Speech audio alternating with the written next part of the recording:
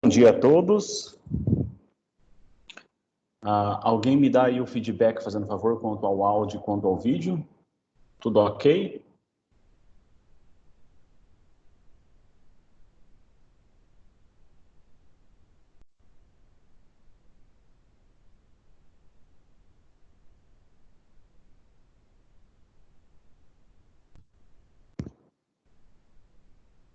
Conseguem me escutar? Tudo ok?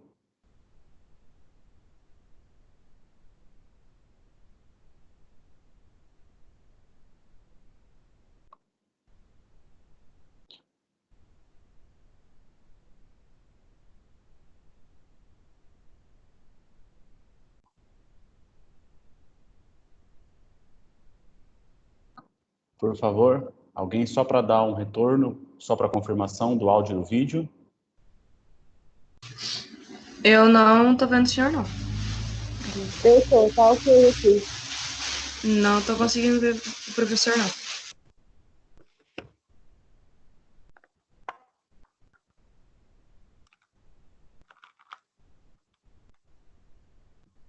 Estou aparecendo agora? Sim, Pra mim, não. Não? Acessou pelo link, todo mundo acessou pelo link que eu mandei no grupo do WhatsApp ou conseguiram acessar o site, o portal? Eu acessei pelo link do WhatsApp. Tá me vendo ou não? Não. E os demais, acessaram por onde, gente? pelo WhatsApp. Porém, eu tô te Tá, vendo. tá me vendo? Sim. Então, eu não consigo ainda, talvez tenha uma questão do e-mail que você está cadastrado aí pelo Teams. Tem alguma coisa nesse sentido que eu ouvi falar a respeito. Eu vou procurar, vou ter uma reunião amanhã, e nessa reunião eu busco saber mais informações por que alguns acadêmicos veem o professor e outros acadêmicos não veem o professor, tá? Mas pelo menos por áudio aí, acredito que vocês vão ter o contato comigo. Então, pelo jeito é uma só acadêmica que não está me vendo? Tem mais alguém? Parece que a Zilda não tá vendo nem escutando. Ela mandou no grupo. Mandou no grupo? Eu acredito que se é só uma acadêmica que não está vendo nem escutando, mas está acessando, tem que ver alguma problemática no computador. Fone de ouvido, pede para ela colocar o fone de ouvido, alguma coisa assim, fazendo um favor, tá? Uhum. E eu vou acabar deixando essa aula gravada online, tá? Vou deixar no portal para vocês. Vamos para a aula, então. Não tô tendo acesso ao portal. Não sei se é só eu, porém, meu portal não está abrindo. Hoje parece que eu recebi essa informação mesmo, que há alguma problemática ali de algumas pessoas no acesso ao portal. Aí, para essas pessoas não serem prejudicadas, eu vou acabar colocando justamente essa aula disponível depois para eles terem acesso.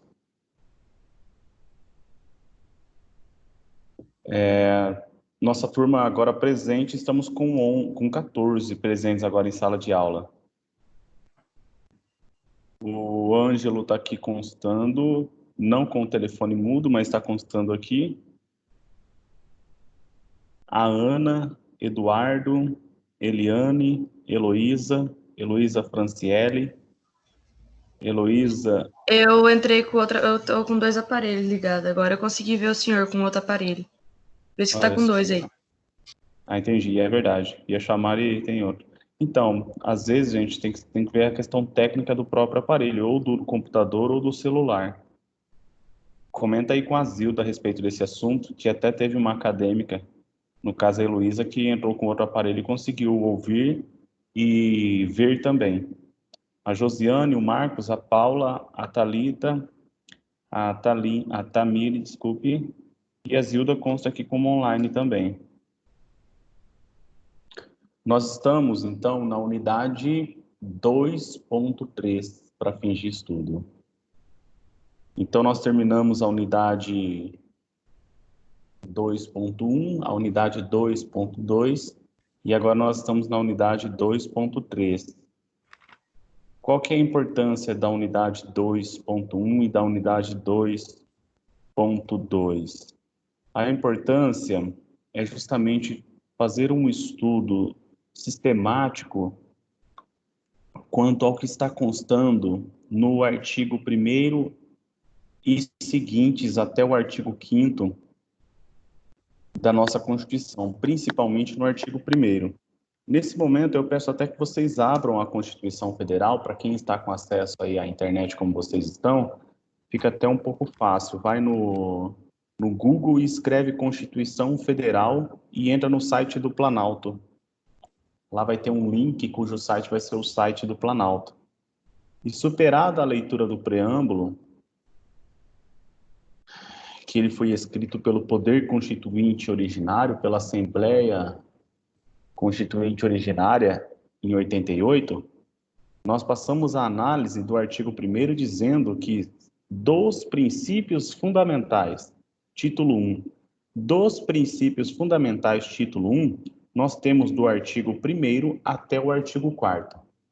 Então, no concurso público, quando cai uma pergunta tratando dos princípios fundamentais, vocês vão falar que essa leitura do aprendizado estará do artigo 1º até o artigo 4º da Constituição.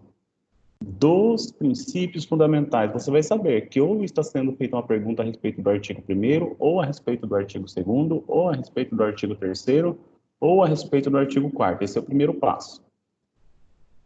No título 1, que fala dos princípios fundamentais, que, como eu disse para vocês, vai do artigo 1º até o artigo 4º, outras perguntas ainda podem surgir. A pergunta do exame da ordem ou do concurso público, de uma forma mais específica, vai ser a seguinte: dos fundamentos, o artigo 1º diz assim: a República Federativa do Brasil, formada pela união indissolúvel dos estados e municípios e do Distrito Federal, constitui-se em Estado democrático de direito e tem como fundamentos. Então, vejam, se a pergunta no exame da ordem, se a pergunta no concurso público, se a pergunta na própria avaliação na faculdade de graduação de direito for dos princípios fundamentais, saibam, ou a pergunta vai estar com a resposta no artigo 1º, 2º, 3º ou 4º. Agora, quando vem a pergunta falando quais são os fundamentos que constituem o Estado Democrático de Direito, a União, os Estados, o Distrito Federal e os municípios, vocês vão saber que a resposta dessa pergunta vai estar no artigo 1º. Veja só, a parte final do caput do artigo 1º é que dá esse destaque. Vou reler para vocês.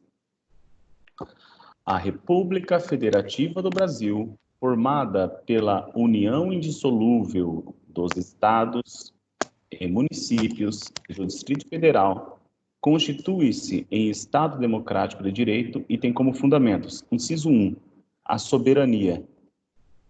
Nós estudamos na aula passada a respeito da soberania e falamos até que a soberania é um poder uno que emana do povo, que o exerce pessoalmente ou por meio de seus representantes, e nós vamos voltar a tratar dela, tá? Então, vejam só. E tem como fundamentos, inciso 1, soberania. Inciso 2, a cidadania. Só um segundinho aqui, só para eu cortar um áudiozinho aqui.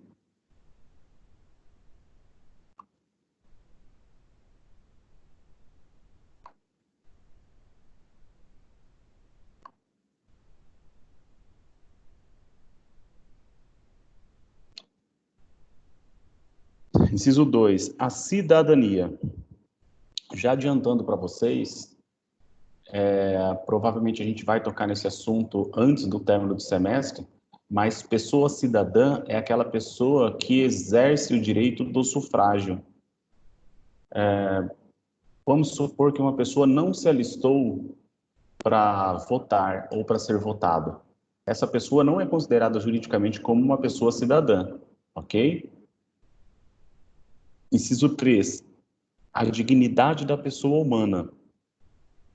Um dos princípios, e aqui a gente está vendo como regras, mais importantes do ordenamento jurídico. Dignidade da pessoa humana.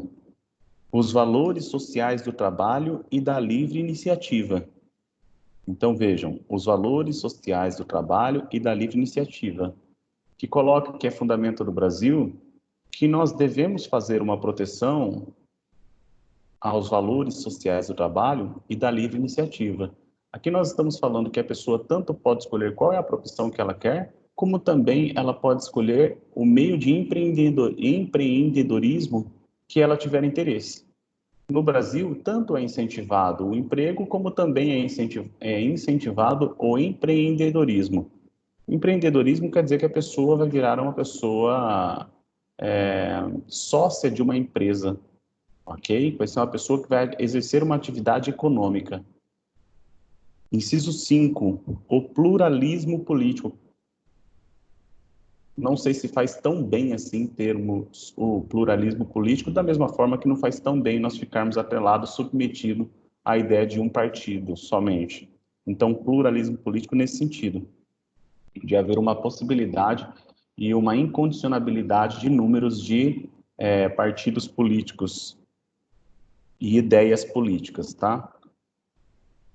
Parágrafo único do artigo 1º diz assim: todo poder emana do povo, que o exerce por meio de seus representantes eleitos ou diretamente nos termos desta Constituição.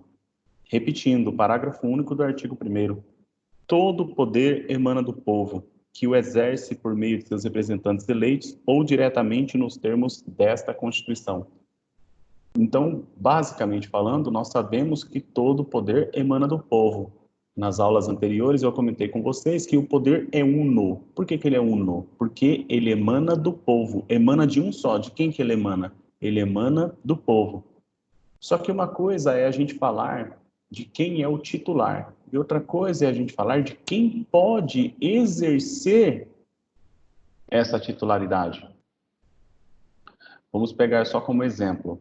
Você pode ser proprietário de uma casa e, ao mesmo tempo, você não pode, se você quiser, locar essa casa para outra pessoa? Pode. Veja, mesmo você sendo o proprietário ou a proprietária dessa casa, quem vai estar exercendo a posse direta daquela casa vai ser o locatário ou a locatária. Por mais que você então seja dono, você está deixando que outra pessoa exerça por uma relação contratual. Quando a gente fala aqui da soberania, nós falamos que essa soberania, ela é una. Ela emana do povo. Olha o parágrafo único diz: todo o poder emana do povo. Quem que é o dono? Quem que é o titular? É o povo.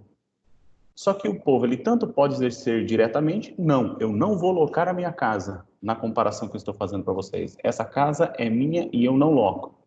Ou ele pode exercer por meio de seus representantes. Ah, então eu vou locar a minha casa, eu quero locar a minha casa para outra pessoa. No sistema político brasileiro, então, só peguei o exemplo da locação para ver se vocês memorizam isso, essa possibilidade. Por mais que a casa não passe a ser da outra pessoa, continua sua, você conferiu a posse direta daquela casa para aquela pessoa para quem você locou.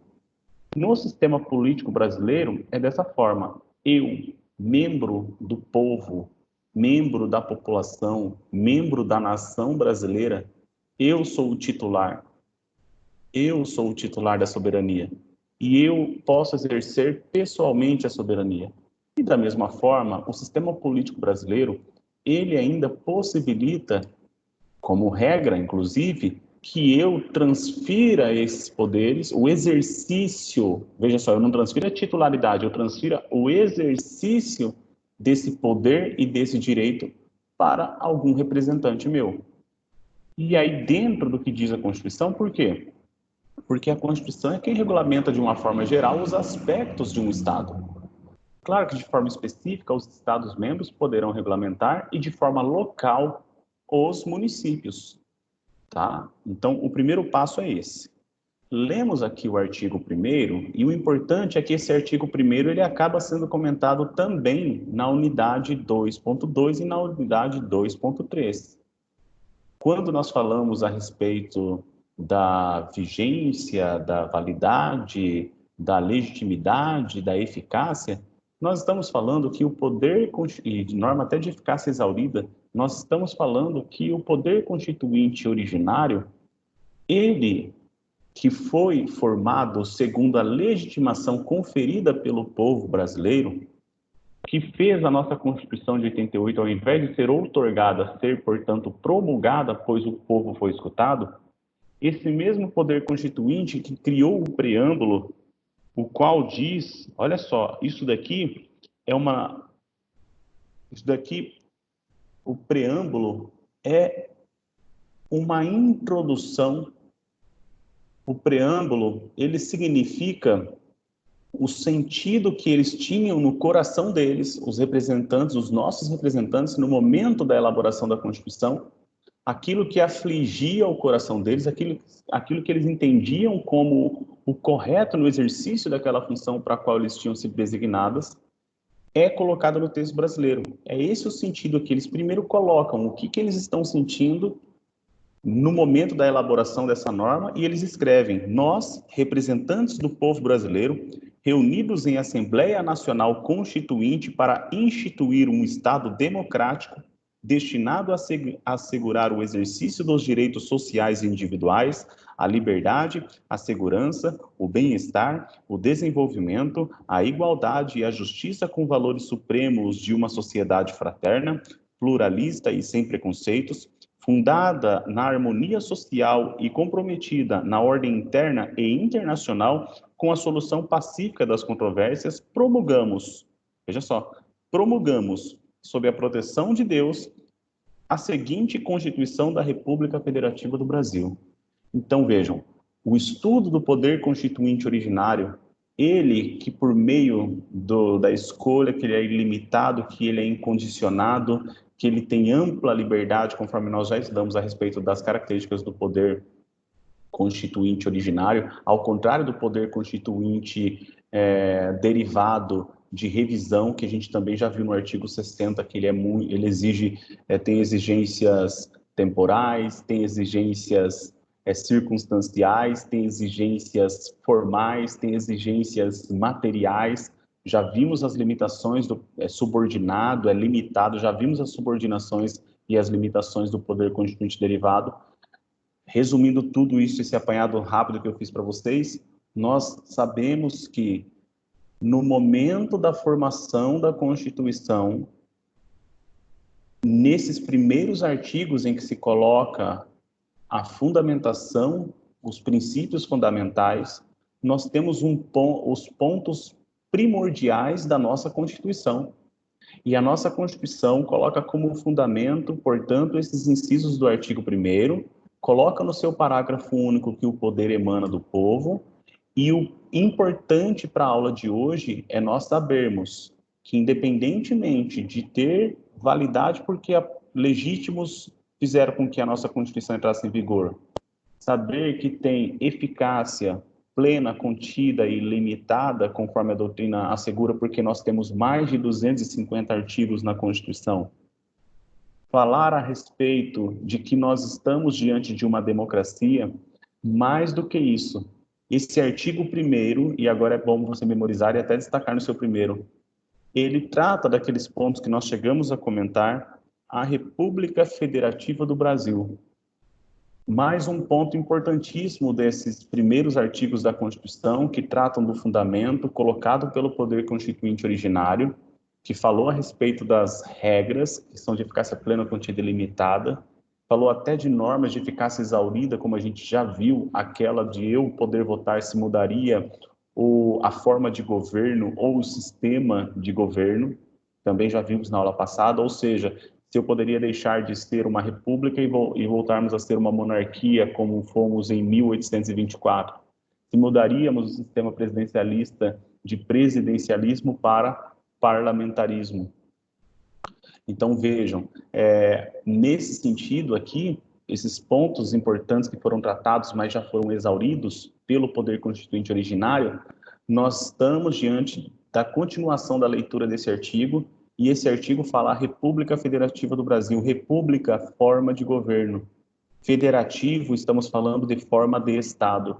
Relembrando que quando nós falamos em presidencialismo, falamos em sistema de governo. Para vocês irem memorizando já, o dia que cair uma pergunta a respeito de forma de Estado, você vai colocar lá, que é Estado unitário, que é Estado federado, que é Estado confederado. Quando cair forma de governo, vocês vão colocar monarquia, vocês vão colocar uma outra opção república, e quando falarmos em sistema de governo, você vai poder colocar presidencialismo, vai poder colocar Estado republicano,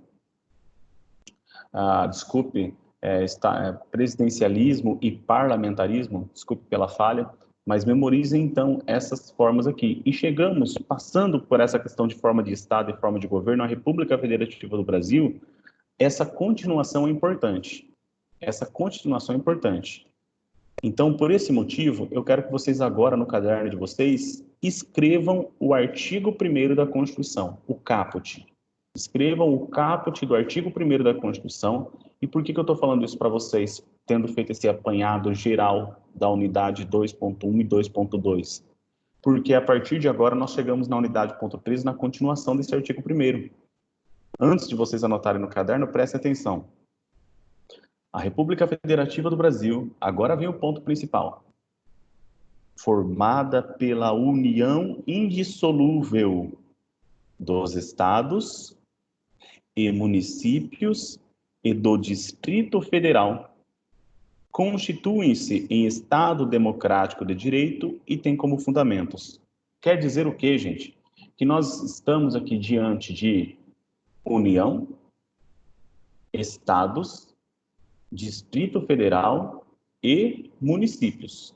E quando se fala em união indissolúvel, disse aquilo que nós também já estudamos oportunamente, que não é autorizada a secessão no nosso Estado federativo. Quer dizer que eu do Estado do Mato Grosso, nós do Estado do Mato Grosso, nós não podemos chegar para o poder constituinte derivado lá em Brasília e falar assim, nós queremos que o Mato Grosso se desligue do Brasil. Nós queremos que o Mato Grosso se torne um novo Estado, mas não um Estado-membro. Um Estado mesmo com força soberana, com força de ser um país autônomo ao Brasil, alheio ao Brasil. Essa secessão é vedada. Então, é nesse sentido, gente.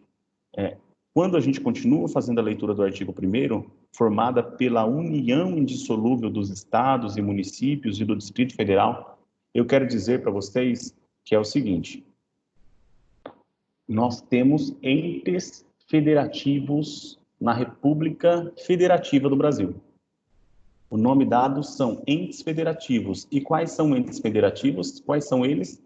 União, Estados-membros, Distrito Federal e municípios, que são mais de 5.500 municípios. Tá bom? Então vamos lá. Nesse momento eu quero que vocês escrevam de forma literal o caput do artigo 1º no caderno de vocês, por favor. 2 minutinhos, tá?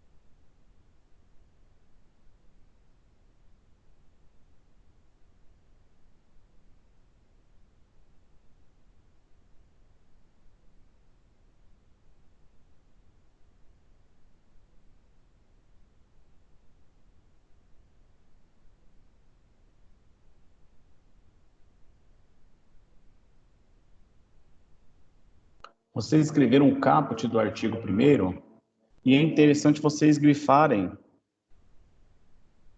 as seguintes palavras: estados, municípios, Distrito Federal. Estados, municípios e Distrito Federal.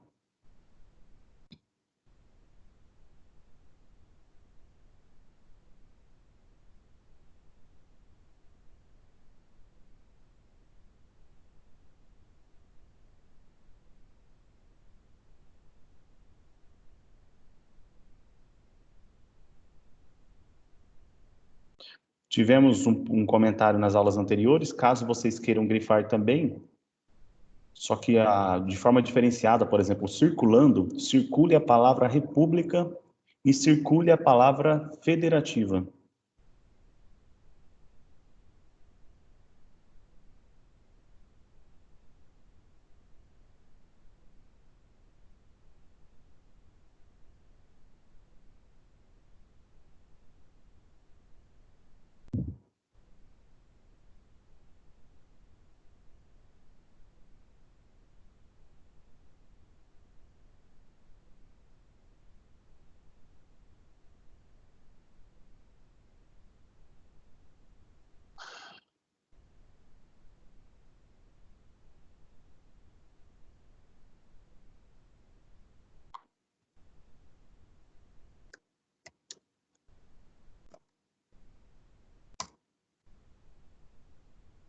Ok?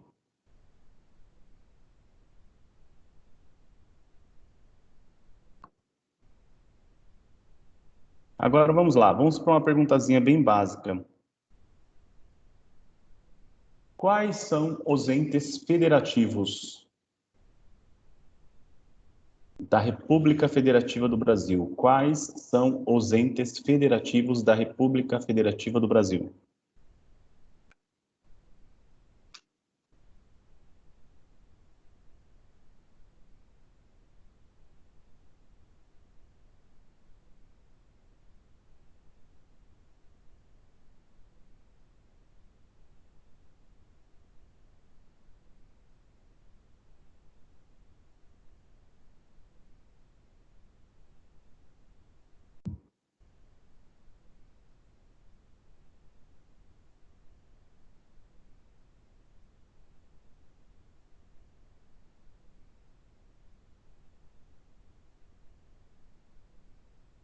Alguém aqui se sentiria à vontade de falar quais são os entes federativos do Brasil?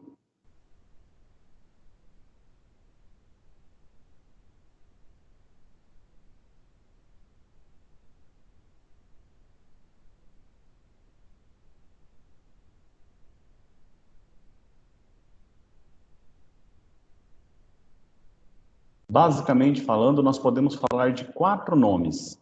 Quais são esses 4 nomes? Seria União, Estado, Distrito Federal e município. Isso mesmo. Foi a Heloísa quem falou, né? Parabéns, Heloísa.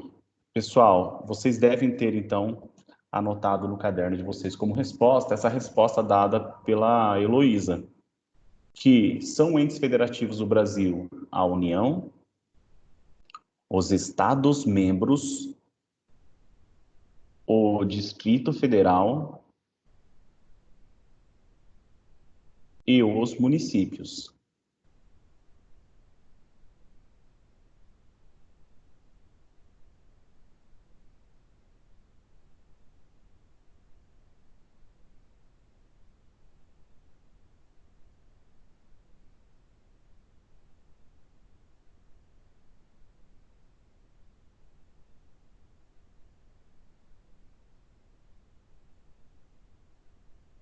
Aí eu vou passar uma notícia para vocês, já que vocês anotaram isso no caderno.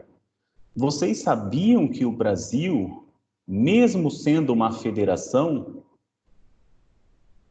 ele acaba por descentralizar a sua organização política e administrativa?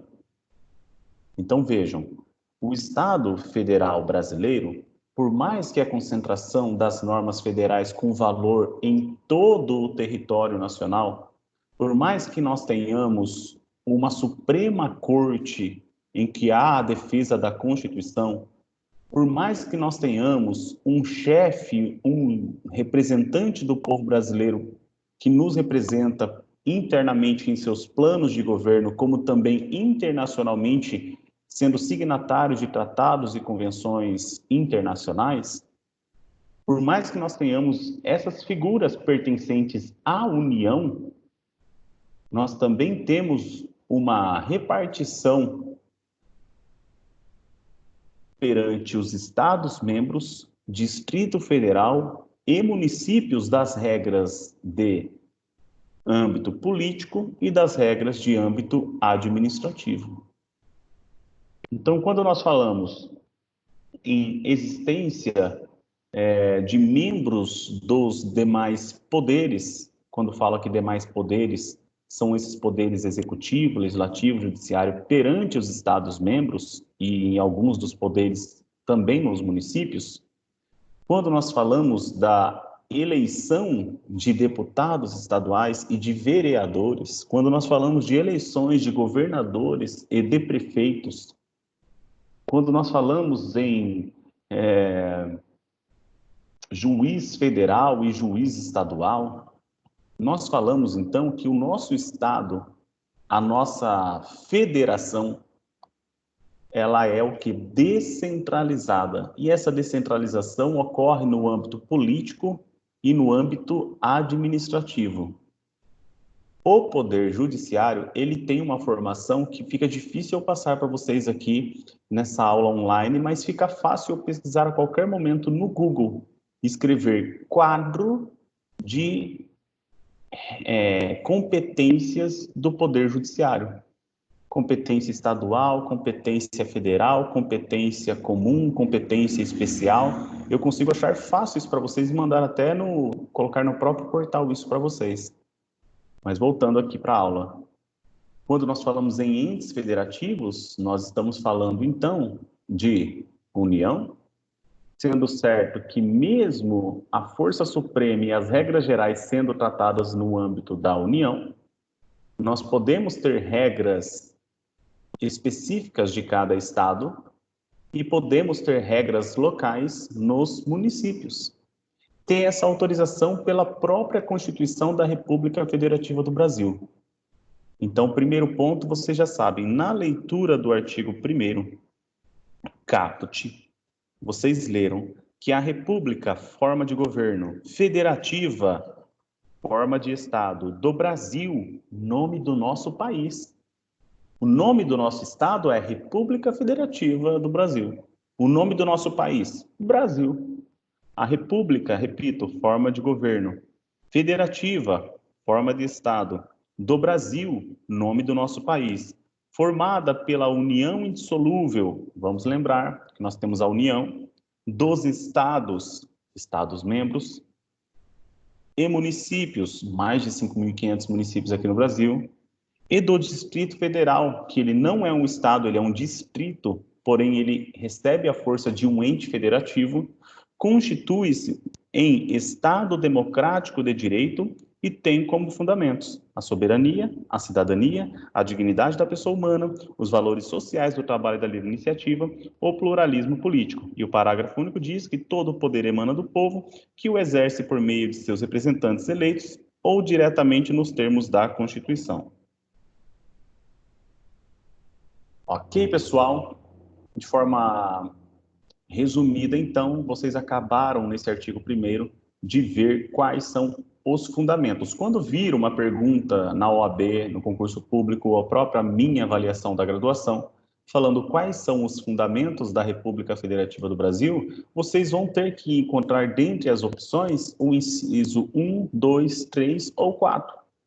Se de repente vir algo diferente do que falar em soberania, em cidadania, em pluralismo político, livre iniciativa e justamente o desenvolvimento, é aquela questão do trabalho, né, os valores sociais do trabalho e da livre iniciativa, se não falarmos de um desses 4 incisos aqui, é porque a opção estará com alguma alternativa falsa, ok? Então vamos lá, quando a pergunta for a respeito de princípios fundamentais, do artigo 1º até o artigo 4º. Quando falarmos em fundamentos, a pergunta vai ser a respeito do artigo 1º. E vamos tratar agora do artigo 2º. Artigo 2º da Constituição. São poderes da União, independentes e harmônicos entre si, o legislativo, o executivo e o judiciário. São poderes da União, independentes e harmônicos entre si, o legislativo, o executivo e o judiciário. Você pode colocar no seu caderno agora a seguinte pergunta: quais são os poderes da União? Lembrando aqui, gente, quais são os poderes da União? Estamos falando aqui em poderes da União porque a Constituição que nós estamos estudando não é a Constituição do Acre, não é a Constituição do Amapá, não é a Constituição do Estado de São Paulo, é a Constituição Federal. Se nós estamos estudando a Constituição Federal, ela trata das regras gerais. Nesse primeiro momento, ela vai falar dos poderes de quem? Vai falar dos poderes da federação. Quando cada estado, que todos já criaram, mas vamos supor aqui em 1988, quando cada estado criasse então a sua Constituição, pelo princípio da simetria, simetria que eu quero dizer é que eles fizessem uma Constituição correlacionada nos mesmos, sem ferir a Constituição Federal, aí então que eles iriam colocar que são poderes do Estado membro do Mato Grosso, o Executivo, o Legislativo, o Judiciário. Entenderam? Aqui está falando, no artigo 2º, são poderes da União. Quem que é a União? É um ente federativo. E a Constituição da República Federativa do Brasil é a Constituição de qual ente federativo? Da União. Então, são poderes da União, independentes e harmônicos entre si, o Legislativo, o Executivo e o Judiciário. Nesse primeiro momento, a pergunta que se eu fosse vocês, eu colocaria no caderno é a seguinte: quais são os poderes da União? Quais são os poderes da União?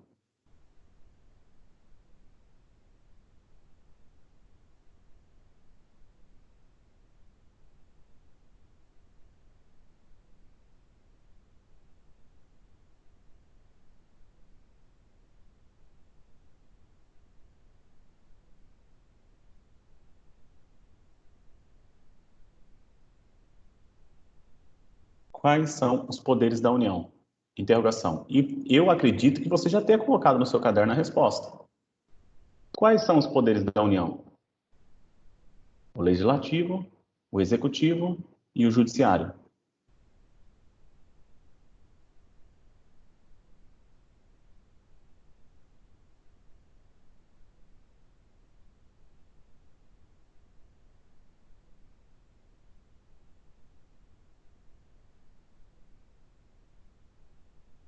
Executivo, Legislativo e Judiciário.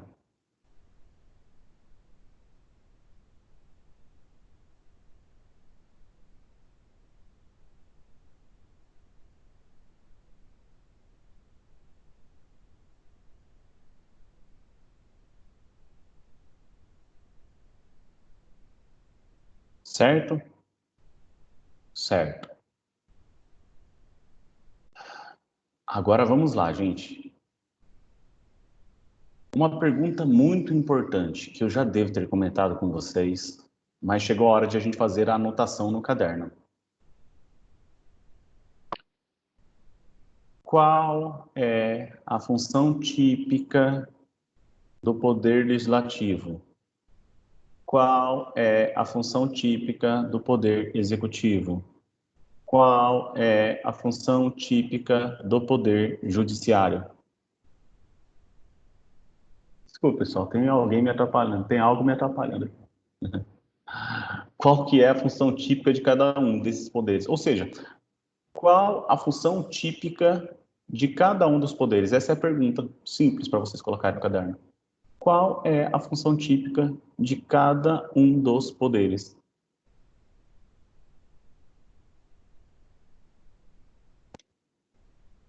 E vocês já devem saber que a função típica do poder legislativo, legislar, do poder executivo, executar, que executar significa o quê? Fazer a administração pública ser gerenciada.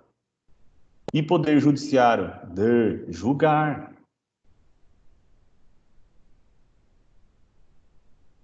Coloque aí no caderno, então, quais são as funções típicas de cada um desses poderes. Basicamente, são essas as funções.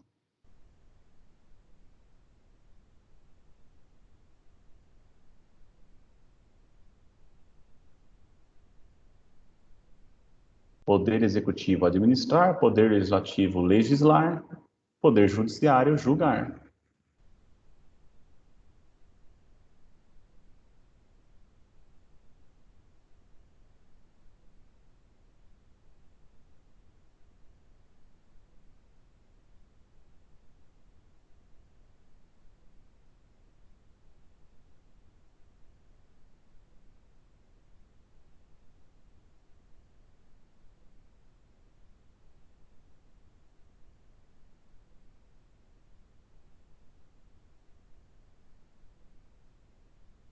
O professor pode repetir? Eu devo ter feito a pergunta para vocês de quais são as competências típicas, né, dos poderes, quais são as funções típicas. E as funções típicas são do poder executivo, administrar. Do poder legislativo, legislar. E do poder judiciário, adjugar.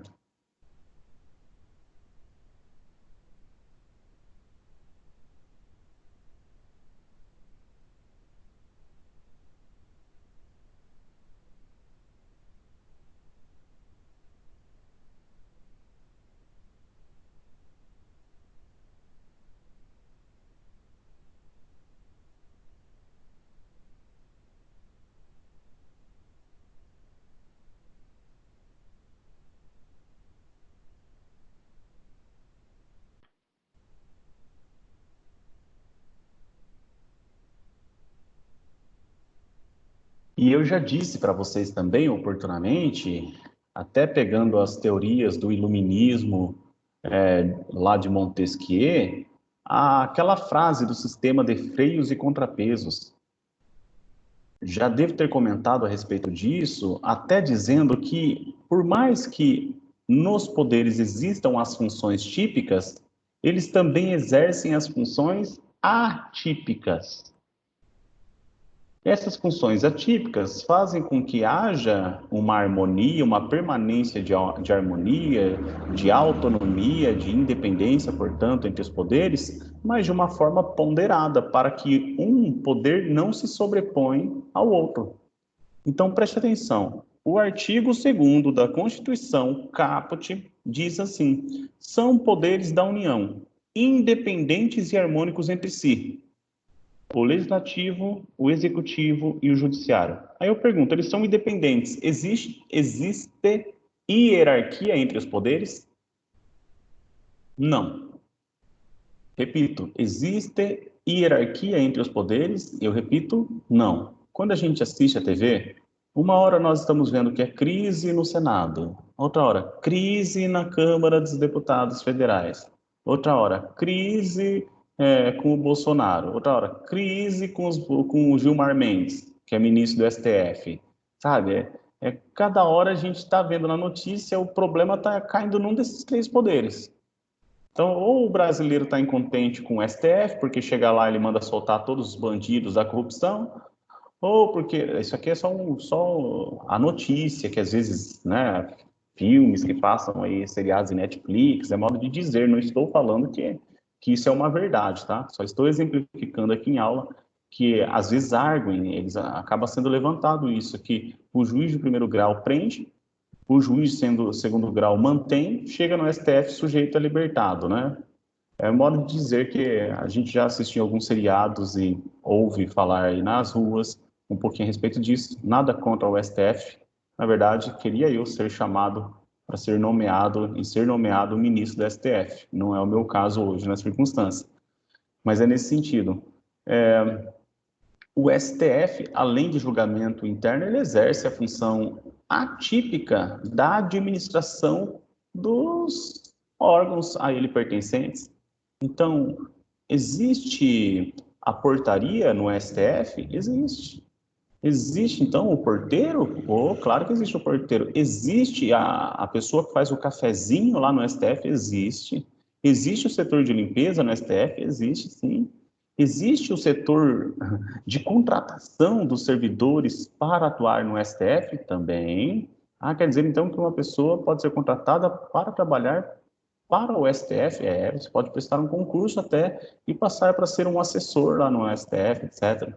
Um analista, alguma coisa nesse sentido. Professor, muito interessante. Então, existe uma regra administrativa interna no STF? Existe. O STF, quem cria o seu regimento interno, professor, o STF cria. Não é o Poder Executivo que cria o regimento interno do STF, não, porque é poder independente. Então, o regimento interno do STF, quem cria? O STF.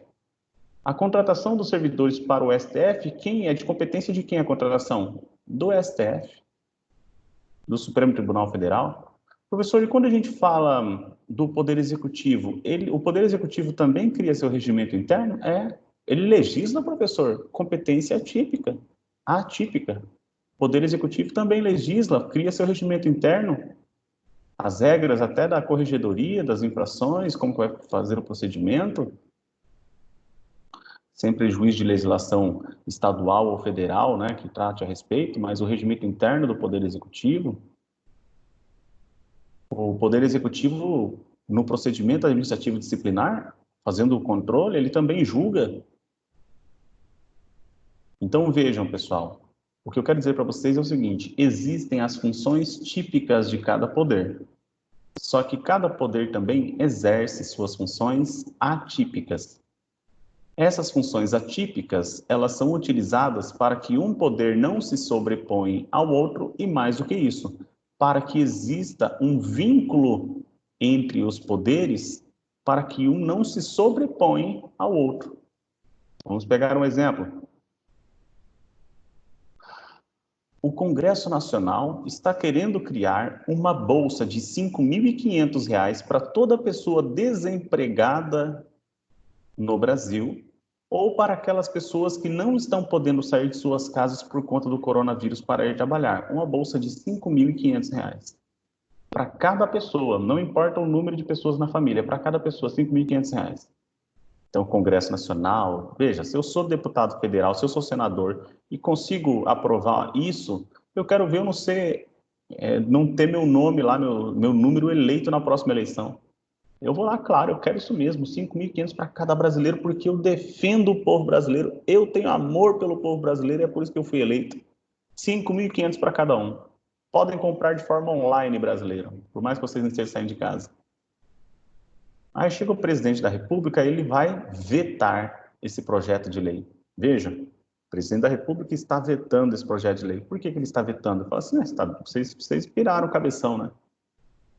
O Brasil não tem dinheiro para cada brasileiro lhe dar R$5.500 por mês. Vocês estão doidos. Isso aí é balela, isso aí é só merchan para vocês conseguirem se eleger na próxima eleição. Negativo. Não tem caixa, o Brasil não tem caixa. Conversei com o Paulo Guedes lá, de forma alguma. Então vejam, o Poder Executivo ali, ele não tem função de legislar. O presidente da República não tem função de legislar. Quem legisla é o Poder Legislativo. Só que veja, no sistema de freios e contrapesos, o que o presidente da República fez, que era o Poder Executivo? Ele vetou o projeto de lei. Vetou o projeto de lei. Vamos pegar outro exemplo. O presidente da República fala assim, quer saber de uma coisa? Estão falando aí que eu não estou bacana, estão falando que eu não estou pensando na vida. Eu vou aprovar esses 5.500, sim. Vou aprovar. Porque se aprovar, todo mundo que é do meu partido, mesmo eu sem partido agora, atualmente o presidente da República não está vinculado a algum partido, todo mundo que for do meu partido vai ser eleito para prefeito agora, e as eleições que vai ter agora em 2020. Vou aprovar isso aí, 5.500 para cada brasileiro. Aí, de repente, chega no STF, e o STF fala assim, ação absurdamente inconstitucional.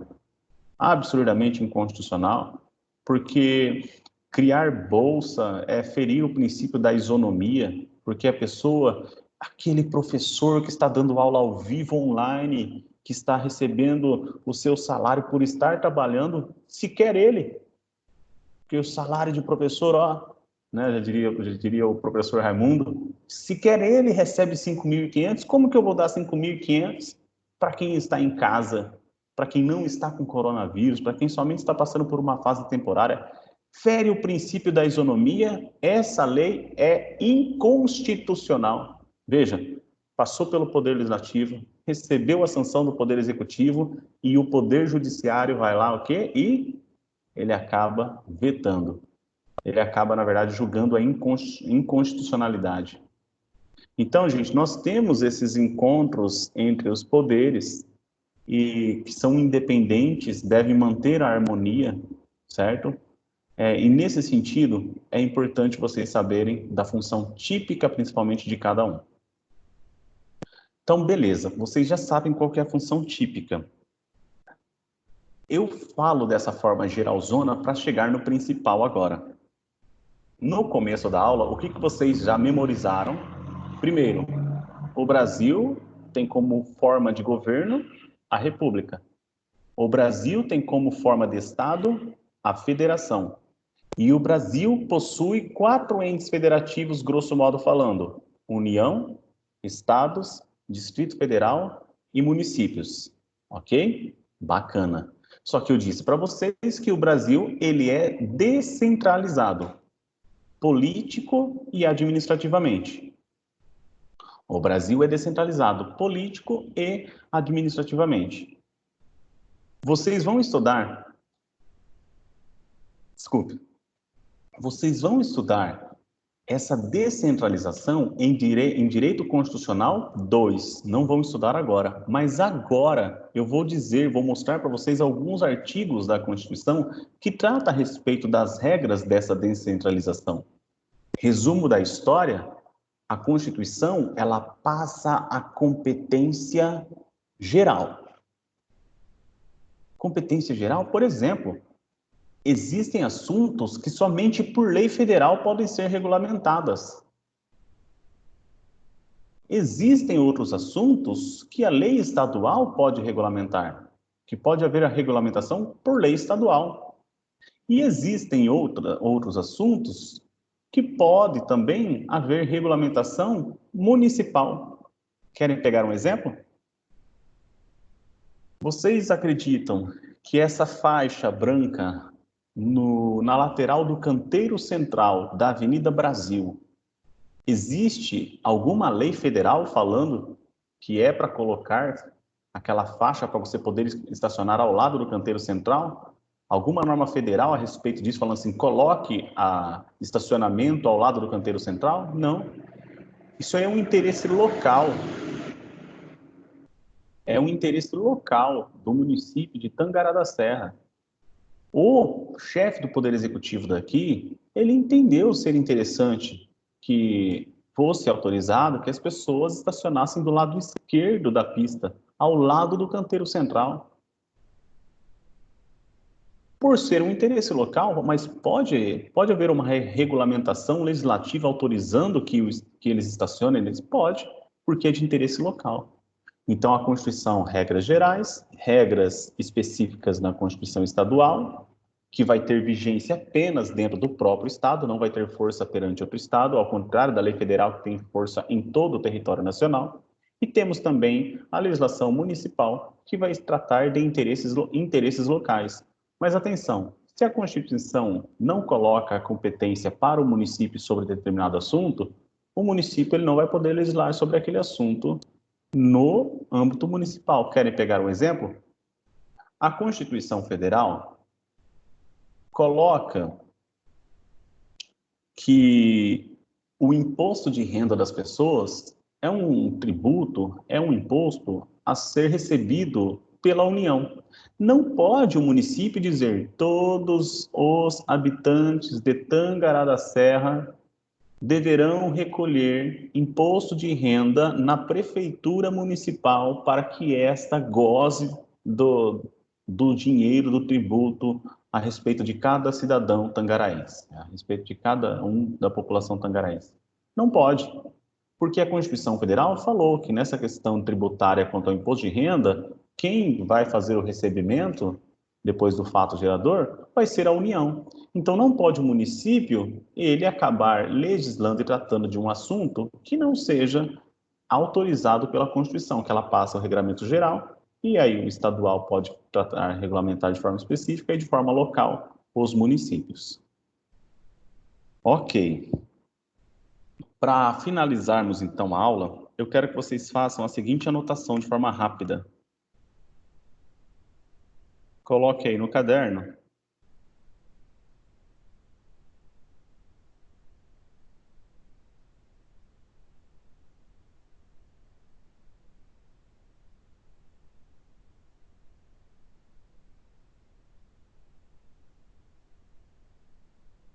Para falar a verdade, até pelo horário, gente, fica mais conveniente eu passar isso para vocês assim que a gente começar a segunda aula, porque vai demorar pelo menos uns 5 minutos para eu passar o que eu tenho para passar para vocês aqui.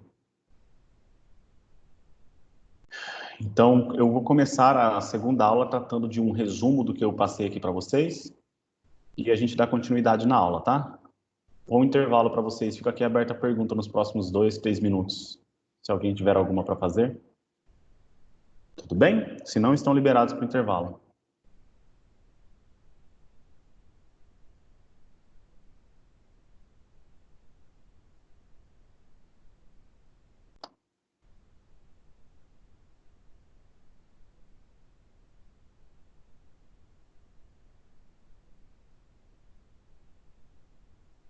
Tem perguntas? Então, bom intervalo, galera.